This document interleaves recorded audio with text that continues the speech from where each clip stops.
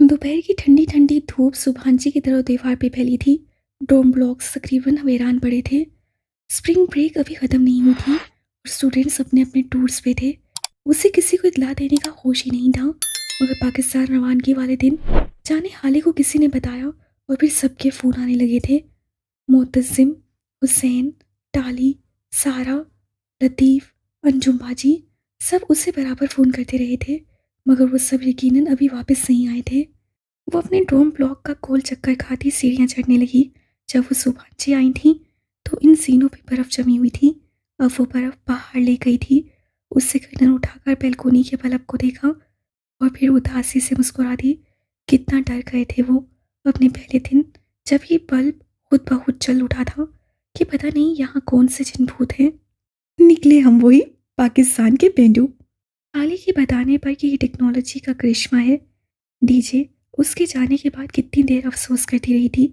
उससे डोर का लॉक खोला। कमरा सुनसान पड़ा था। साफ सुथरे बने हुए बिस्तर, मेज पर तरतीब से रखी चीज़ें। डीजे के पंख की मेज अलबत्ता खाली थी। उसकी सारी चीज़ें हया ने उसके भाई को पैक करके दे दी थी। वो खिड़की में आकर खड़ी हुई और स्लाइड खोली। गुड गुड मॉम, उससे कहना चाहा, मगर आवाज़ गले में अटक गई। आंसू ने उसका गला बंद कर दिया था। दूर कहीं किसी ब्लॉक से डीजे को जवाब देने वाले लड़के ने इतने दिन की हैरासरी भी कुछ तो सोचा होगा, मगर शायद वो खुद भी स्प्रिंग ब्रेक पे होगा। अब वो आएगा तो उससे कोई आवाज़ नहीं आएगी। उससे क्या मालूम कि अब सारी आवाज़ें ख़त्म हो गई। गुड मॉर्निंग डीजे, उससे खिड़की में खड़े भीगी बेहद मदम आवाज़ से डीजे को पुकारा। आंसू उसकी पलकों से टूटकर चेहरे पर लुढ़क रहे थे। जवाब नहीं आया। अब जवाब कभी नहीं आना था। वो पलटकर अपने पंख की तरफ आई और शाने से पर्स उतार कर अपने मेज़ पर रखा। फिर सिप खोलकर अंदर लकड़ी का वो छोटा सा डिब्बा निकाला। उसका जवाब भी उसे ढूंढना था। ओ हया, तुम कब आई? आवाज़ से वो चौंक कर पलटी। खुले दरवाजे में मुत्तसिम खड़ा था। वो राहदारी से गुजरते हुए उसे देखकर हैरत से रुका था। आज ही आई हूँ, तुम सब वापिस आ गए। उसे यक कोना को तमानियत का एहसास हुआ। वो डब्बा हाथ में लिए उसकी तरफ आ गई। नहीं, वो सब तो अभी कोनिया में है। मुझे ज़रा काम था, इसलिए आया था। वो दांत सा लम्हा भर को रुका। मुझे अभी तक यकीन नहीं आ रहा कि हतीजा इतना अचानक कैसे हुआ। अल्लाह की मर्जी थी मुत्तसिम। डॉक्टर कह रहा था कि पेरी एनोरिज्म फटे तो ऐसा ही होता है। अचानक से इंसान कोलैप्स करता है और अचानक मर जाता है। बहुत कम लोगों को चंद रोज कब सर दर्द शुरू होता है। डीजे को भी हुआ था, मगर उससे माइग्रेन समझकर नज़रअंदाज किए रखा और फिर सब खत्म हो गया। दोस्तों को खोना बहुत तकलीफदेह होता है, मैं समझ सकता हूँ। वो दोनों उसी तरह चौखट पे खड़े थे। मैं तो तब से यही सोच रही हूँ मुत्तसिम, ये जिंदगी इतनी गैरयकीनी चीज़ है। एक लम्हे पहले वो मेरे साथ थी और अगले लम्हे वो नहीं थी। मोमबत्ती के शोले की तरह बेसाब जिंदगी जो जरा सी फूंक से बुझ जाए। लम्हे भर का खेल। यही अल्लाह ताला का डिज़ाइन है हया, और हमें इसे कबूल करना पड़ेगा। ये क्या कोई पजल बॉक्स है? वो उसके हाथ में पकड़े डब्बे को देखकर जरा चौंका। उसे नासमझी से डब्बा उसकी तरफ बढ़ाया। Chinese puzzle box? तुमने ये कहाँ से लिया? वो डब्बा उलट पुलट कर देखने लगा। किसी ने दिया है, मगर मैं इसे खोल नहीं पा रही। क्या तुम इसे खोल सकते हो? उससे पूरी उम्मीद निगाहों से मुत्तसिम को देखा। मैं देखता हूँ, ठहरो। वो उसका ऊपर नीचे से जायजा ले रहा था। ये कदीम चाइनीज़ बॉक्स के तर्ज पे बनाया गया है। इसके ऊपर उमूमन कोई पजल बना होता है, जिसको सॉल्व करने से ही खुलता है, या फिर कोई 5 हुर्फी लफ्ज़ लगाने से। 1 मिनट। उससे जैसे झंबा हुआ।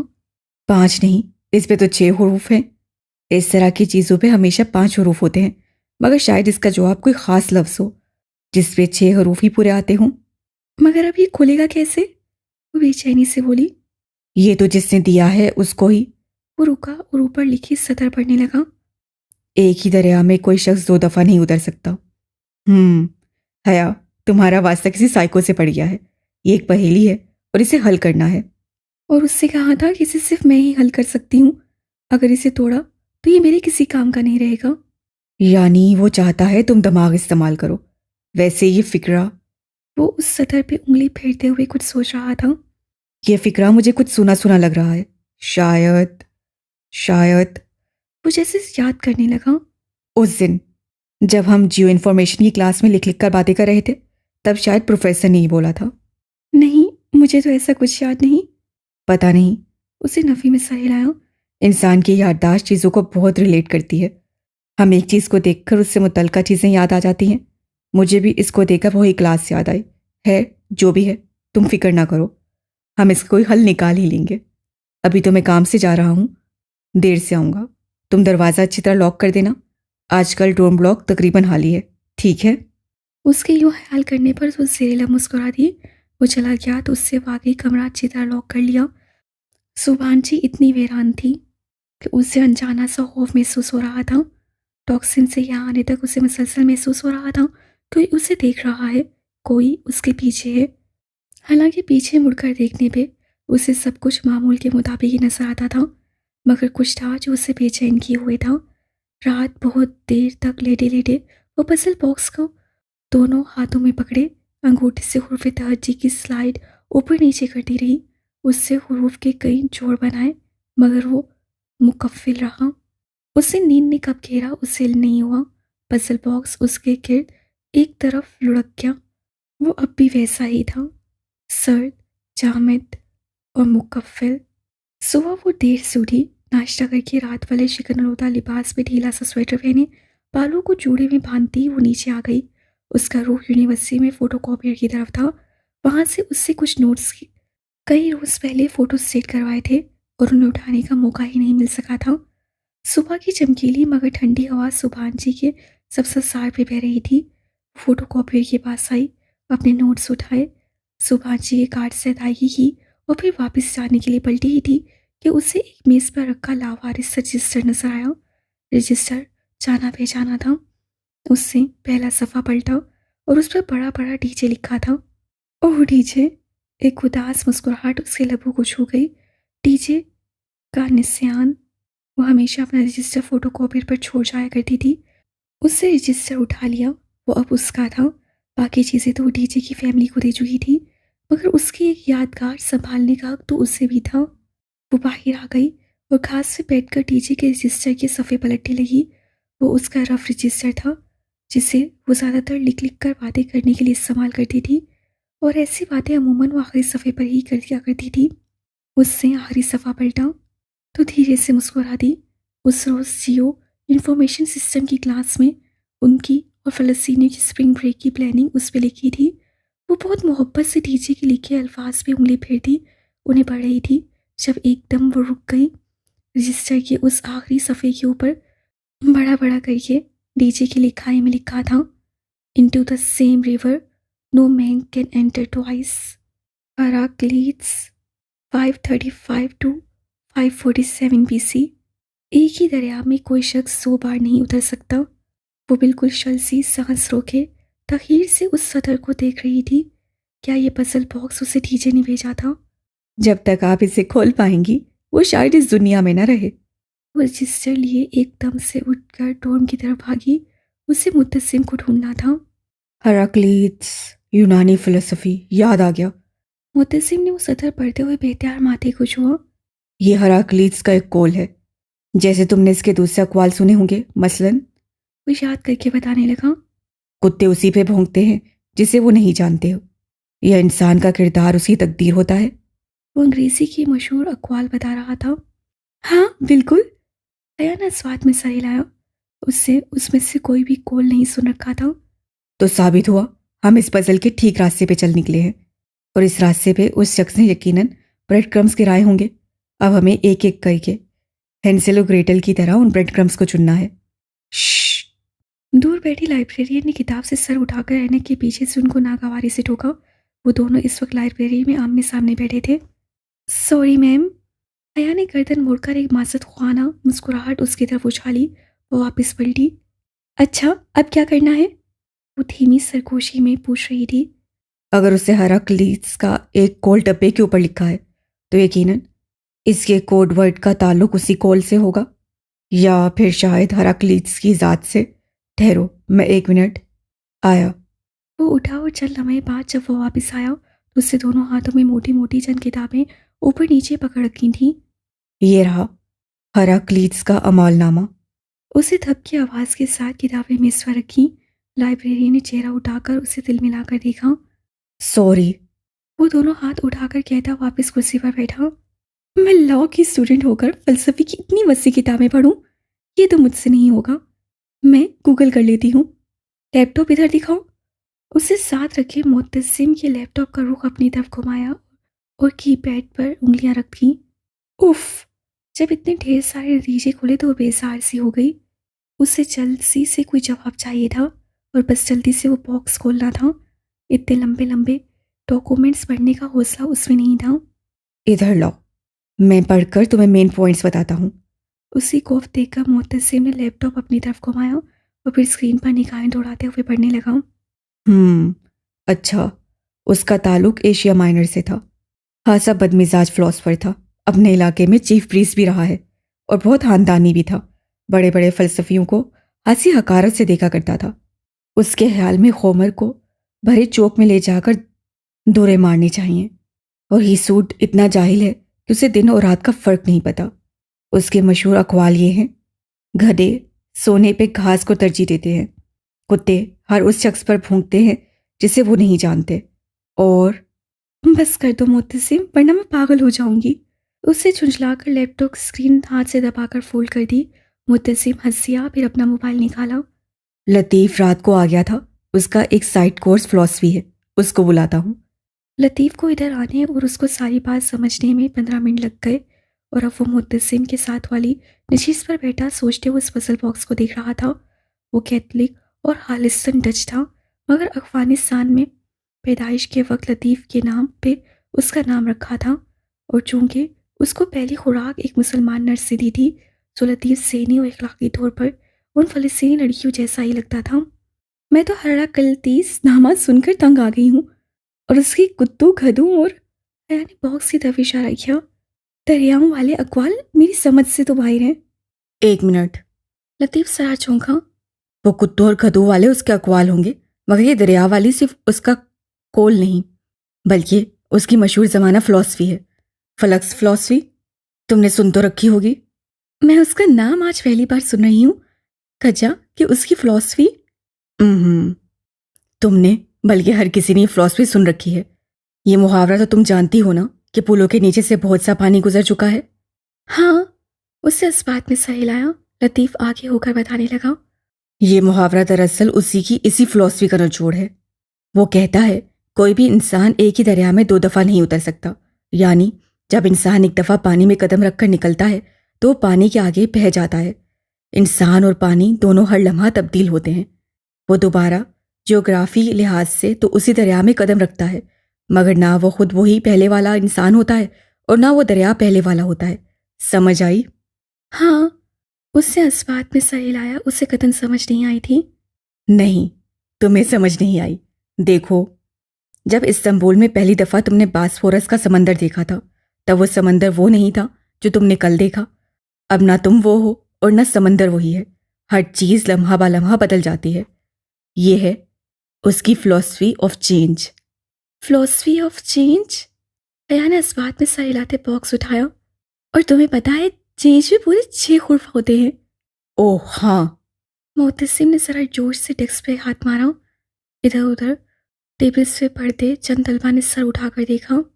Last time exchange students. Librarian ने कड़ी निगाहों से उसे देखते उंगली उठाकर वार्निंग की।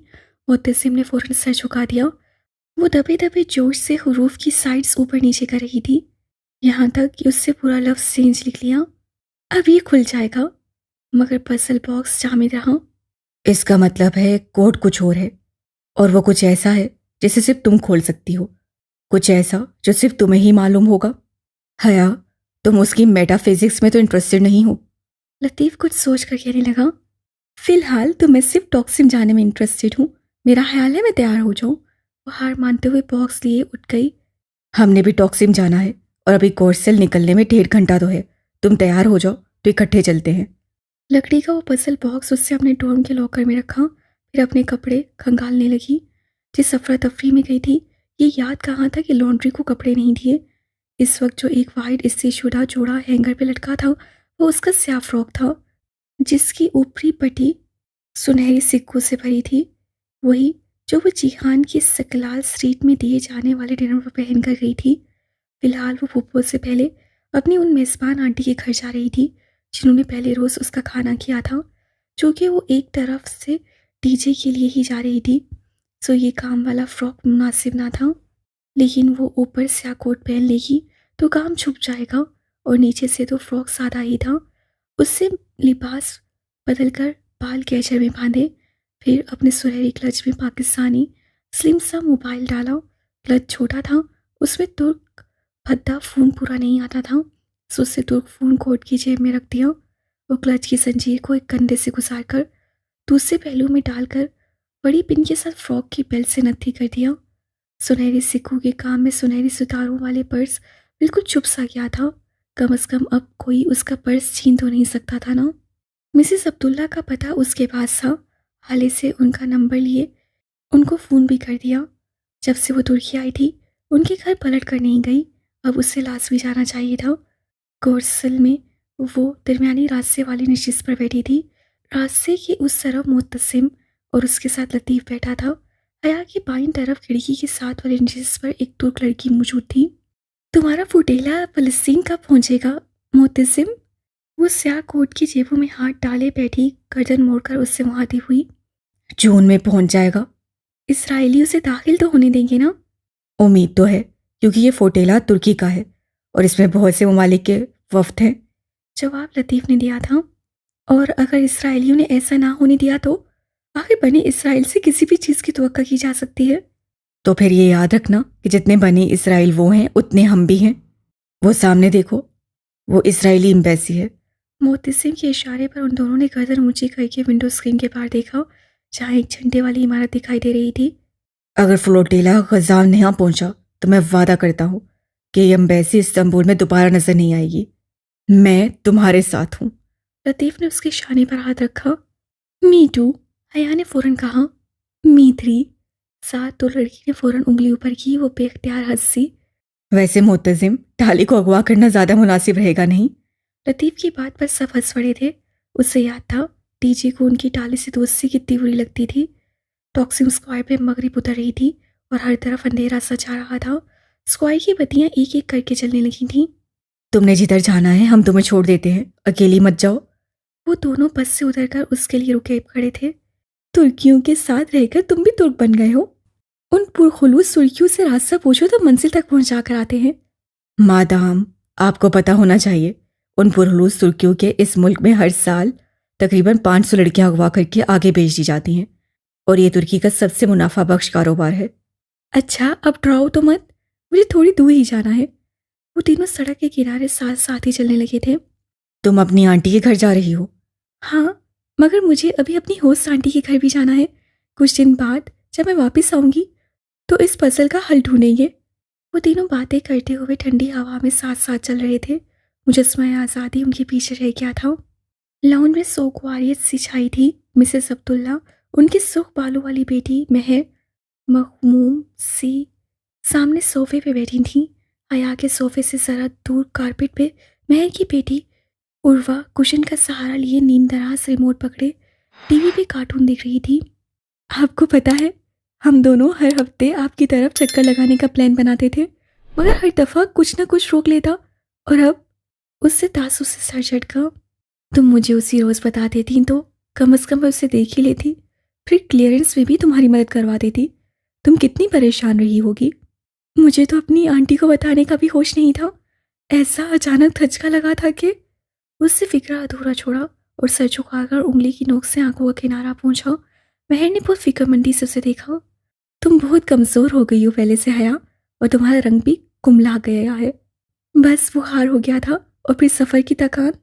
वो उदासी से मुस्कुराई। वो वाकई बहुत बदसूर था और थकी थकी सी लग रही थी। मैं ज़रा खाने का कुछ कर लूँ। मिसेस अब्दुल्ला उठी तो वो बेख्तियार क्या उठी। खाना पुप्पो की तरफ है, मैं बस चाय पीऊँगी। फिर मुझे सिर्फ 10 मिनट दो, उजलत से कहती किचन की तरफ बढ़ गई। मैं भी उसके पीछे जाने के लिए उठी, फिर उर्वा को देखा। उर्वा, तुम हया को कंपनी दो। और गॉड से उर्वा, जब कोई मेहमान आता है तो टीवी नहीं देखते। उसे जाते जाते हवीज से बच्ची को घूरा। उर्वा गड़बड़ा कर सीधी हुई और मुड़कर हया को देखा, फिर सादगी से मुस्कुराई। सॉरी, कोई बात नहीं, तुम बेशक कार्टून देख लो, मैं बोर नहीं होंगी। वैसे कौन सा कार्टून है ये? उसे कार्टून जरा सनाशा सा लगा तो आंखें सुकेड़ कर स्क्रीन को देखने लगी। कैप्टन प्लेनेट आपने देखे हैं कभी? उर्वा दबे दबे जोर से बताते सीधी होकर बैठ गई। अरे ये कैप्टन प्लेनेट है, मेरे फेवरेट। वो एकदम खुशी से कहती सोफे के नीचे पर आगे को हुई। मुझे ये बहुत पसंद है और लिंडा तो बहुत ही ज्यादा। उर्वा मेरी तो जान थी कैप्टन प्लेनेट में। मैं बचपन से ही उनकी बहुत जुनूनी फैन रही हूँ। जब ये सारे प्लेनेटर्स अपनी अपनी उंगलियां फिजा में बुलंद करके फायर, अर्थ, विंड, वाटर चलाते थे तो मेरे अंदर इतनी एनर्जी भर जाती थी कि मुझे लगता मैं अभी उड़ने लगूंगी। वो छोटे बच्चों से कभी भी इतनी बेतकल्फ नहीं होती थी, मगर यहाँ मामला कैप्टन प्लेनेट का था। फिर अब मेरे अब्बा ने मुझे समझाया कि आग, मट्टी, हवा और पानी हमारे इस सियारे को बनाने वाले 4 एलिमेंट्स हैं। तब पहली दफ़ा मुझे इन 4 यूनानी अनासिर का पता चला। हाँ मुझे पता है, मामा ने मुझे बताया था कि यूनानी अनासिर है। मुझे भी तभी अब्बा ने बताया था कि किस्सा यूनानी फलस्तीनियों ने ये 4 अनासिर बारी बारी पेश किए। वो कहते कहते एकदम रुकी। लम्हे भर को उसके अंदर बाहर बिल्कुल सन्नाटा छा गया। यूनानी अनसर, उसे बेयकीनी से सिर लब दोहराया। उसे याद था ये अनसर यूनानी फलसफियों ने पेश किए थे। किसी ने कहा दुनिया पानी से बनी है, किसी ने कहा हवा से, और वो आंसर उस फलसफी की पहचान बन गया। हेराक्लीट्स का आंसर कौन सा था? वो उससे पूछती जैसे चौंक उठी। उर्वा मुंतज़िर निगाहों से उसे देख रही थी। उर्वा मुझे इंटरनेट चाहिए अभी इसी वक्त, वो बेचैनी से बोली।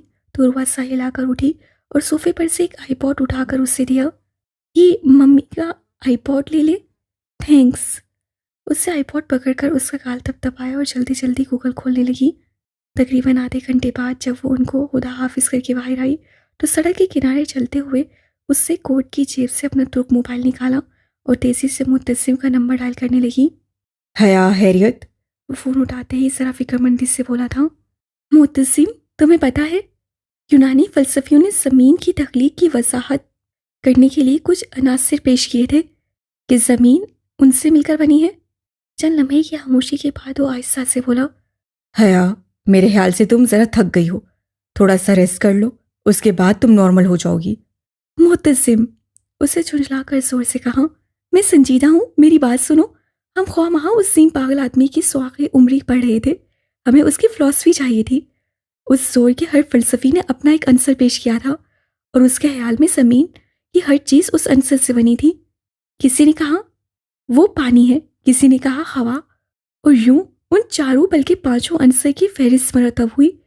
हरक्लीट्स का अंसर आग था और यही उसकी पहचान था। फायर? हाँ, फायर। हरक्लीट्स की दायमी आग। उससे आग की बुनियाद पे अपनी फिलॉसफी ऑफ चेंज पेश की थी। मुतसिम, इंसान एक दरिया में 2 दफ़ा क्यों नहीं उतर सकता? क्योंकि इंसान और दरिया दोनों हरक्लीट्स की ख्याल में आग से बने थे और दुनिया में सबसे ज़्यादा तब्दील होने वाली चीज़ आग है, जो हर लम्हा बदलती है और जो हर चीज़ को बदल देती है। उस पजल बॉक्स में लिखी बात एक ही लफ्ज़ की तरफ इशारा कर रही है, जो है फायर। वो कॉलोनी के सिरे पर खड़े होकर फ़ोन पे कह रही थी। रात गहरी हो रही थी और स्ट्रीट पोल्स जल उठे थे। मगर हया, फायर में तो 4 हरूफ होते हैं, ये कोड कैसे हो सकता है? ये कोड है भी नहीं, इसका मतलब है आग, असली वाली आग, टाली का लाइटर, इसराइली आग, याद है तुम्हें? Oh my! उसे एक लम्हा लगा था समझने में। तुम्हारा मतलब है उससे आग की तरफ इशारा किया है क्योंकि उस हद की तरह इस बॉक्स पर भी कुछ लिखा होगा जो सिर्फ आँच दिखाने से न ज़ाहिर होगा। उससे मुस्कुराकर कहते हुए उसकी बात मुकम्मल की। हैरत है, यह ख्याल मुझे क्यों नहीं आया? क्योंकि तुम काफ़ी थक गए हो, ज़रा आराम कर लो, फिर तुम नॉर्मल हो जाओगे। वो जवाबन हंस दिया था। चलो, फिर तुम रात को वापस आई तो उस बॉक्स को खोलेंगे। नहीं, मैं आज रात वापस नहीं आऊँगी, मैं आंटी की तरफ रुकूंगी। तुम्हारी अपनी आंटी या फिर वो होस्ट आंटी? मैं? फिक्रा उसके लबों में रह गया। किसी ने उसे कान पे लगा फ़ोन जोर से खींचा था। उसे मुड़ने या चीखने का मौका भी नहीं मिल सका। किसी ने उसके मुंह पर हाथ रखा और कोई सुई की नोक थी जो उसकी गर्दन के आसपास कहीं खुबी थी। लम्हे भर का अमल था। उसकी आंखों के आगे अंधेरे बादल छाने लगे। वो चीखना चाहती थी।